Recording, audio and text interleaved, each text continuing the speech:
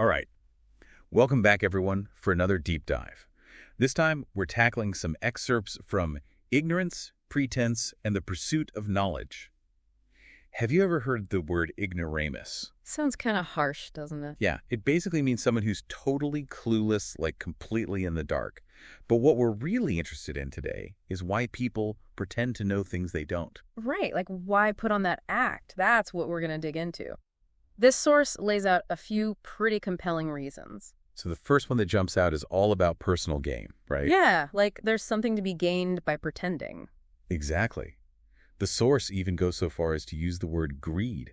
Oh, wow. It even suggests that for some folks, greed kind of acts like a compass, pointing them towards whatever they can get their hands on. It's like that whole fake it till you make it philosophy, but taken to a whole other level. Fake it till you make it. I can kind of see that being useful in some situations, like maybe trying to boost your confidence a bit. Sure, but is it always about intentionally tricking people?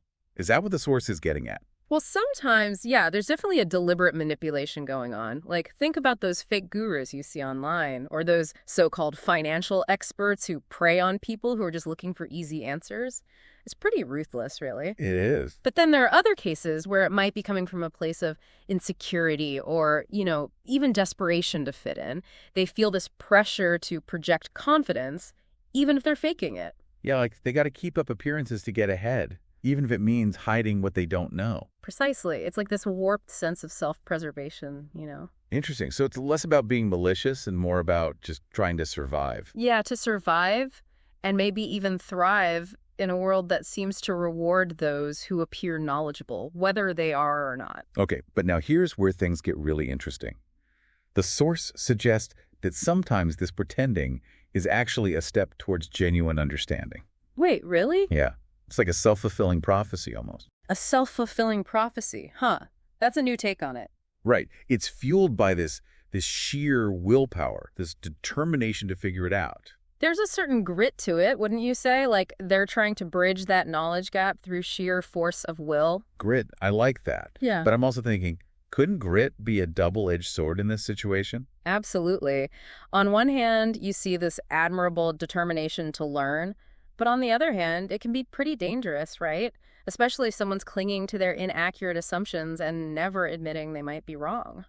It's like that image the source gave of someone confidently explaining a complex math equation on a chalkboard, but the chalkboard's covered in doodles. Oh, I remember that. They've got the performance down pat, but the substance totally missing. It really highlights the difference between genuine expertise and just putting on a show. And honestly, in a world where information spreads so fast, it's easy to be fooled by appearances. Couldn't agree more.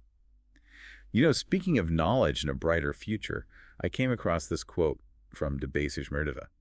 It says, "The future is much brighter than the past. You just have to find the light switch." Find the light switch. I love that. It's like knowledge is the key to unlocking a brighter future, but the real challenge lies in finding that switch. Yeah, and how do we find it? Well, I think acknowledging our own ignorance is a good starting point. Recognizing those areas where we're still in the dark is crucial. That's how we start searching for that light switch. Right, being honest with ourselves about what we don't know. So it seems like we've got these two sides of the coin then. Pretending for personal gain and pretending as a way, however misguided, of getting closer to knowledge. And that leads to a pretty important question.